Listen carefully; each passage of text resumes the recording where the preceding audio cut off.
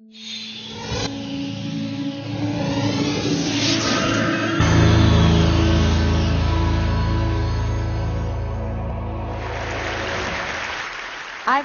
been working on issues of poverty for more than 20 years, and so it's ironic that the problem that and question that I most grapple with is how you actually define poverty. What does it mean? So often we look at dollar terms, people making less than $1 or $2 or $3 a day, and yet the complexity of poverty really has to look at income as only one variable, because really it's a condition about choice and the lack of freedom. And I had an experience that really deepened and elucidated for me the understanding that I have. It was in Kenya, and I want to share it with you. I was with my friend Susan Meiselas, the photographer, in the Mathare Valley slums. Now, Mathare Valley is one of the oldest slums in Africa. It's about 3 miles out of Nairobi, and it's 1 mile long and about 2/10 of a mile wide, where over 500,000 people live crammed in these little tin shacks, generation after generation, renting them, often 8 or 10 people to a room. And it's known for prostitution, violence, drugs, a hard place to grow up. And when we were walking through the narrow alleys, it was literally impossible not to step in the raw sewage and the garbage alongside the little homes. But at the same time, it was also impossible not to see the human vitality, the aspiration and the ambition of the people who live there, women washing their babies, washing their clothes, hanging them out to dry.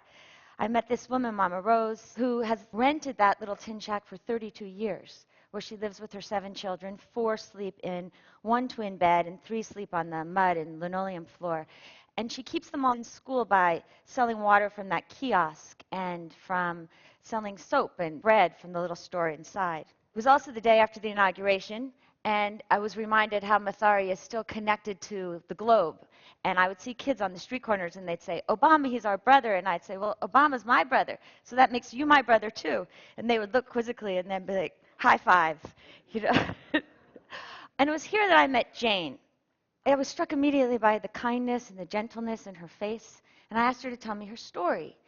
She started off by telling me her dream. She said, "I had 2. My first dream was to be a doctor. And the second was to marry a good man who would stay with me and my family, because my mother was a single mom and couldn't afford to pay for school fees. So I had to give up the first dream. And I focused on the second. She got married when she was 18, had a baby right away. And when she turned 20, found herself pregnant with the second child. Her mom died, and her husband left her, married another woman. So she was again in Mathare with no income, no skill set, no money, and so she ultimately turned to prostitution. It wasn't organized in the way we often think of it. She would go into the city at night with about 20 girls, look for work, and sometimes come back with a few shillings or sometimes with nothing. And she said, the poverty wasn't so bad, it was the humiliation and the embarrassment of it all. In 2001, her life changed.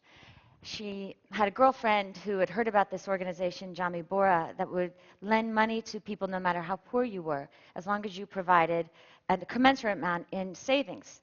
And so she spent a year to save $50 and started borrowing. And over time, she was able to buy a sewing machine. She started tailoring.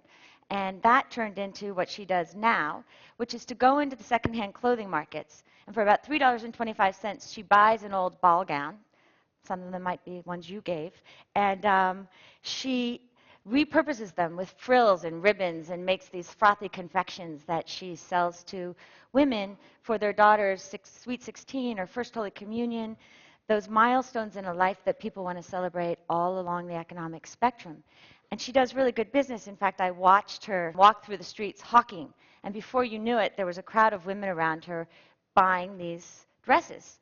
And I reflected as I was watching her sell the dresses and also the jewelry that she makes, that now Jane makes more than $4 a day. And by many definitions, she is no longer poor. But she still lives in Mathare Valley. And so she can't move out. She lives with all of that insecurity. And in fact, in January during the ethnic riots, she was chased from her home and had to find a new shack in which she would live. Jamii Bora understands that, and understands that when we're talking about poverty, we've got to look at people all along the economic spectrum.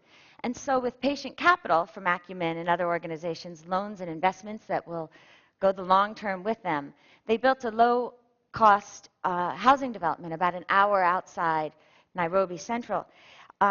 And they designed it from the perspective of customers like Jane herself, insisting on responsibility and accountability. So she has to give 10% of the mortgage, of the total value, or about $400 in savings. And then they match her mortgage to what she paid in rent for her little shanty. And in the next couple of weeks, she's going to be among the first 200 families to move into this development. And when I asked her if she feared anything or whether she would miss anything from Mathari, she said, "What would I fear that I haven't confronted already? I'm HIV positive. I've dealt with it all." And she said, "And what would I miss? Do you think I will miss the violence or the drugs, the lack of privacy? Do you think I'll miss not knowing if my children are going to come home at the end of the day?" She said, "If you gave me 10 minutes, my bags would be packed." And so I said, "Well, what about your dreams?" And she said, "Well, you know, my dreams don't look exactly like I thought they would when I was a little girl. But if I think about it, I thought I wanted a husband, but what I really wanted was a family that was loving. And I fiercely love my children, and they love me back."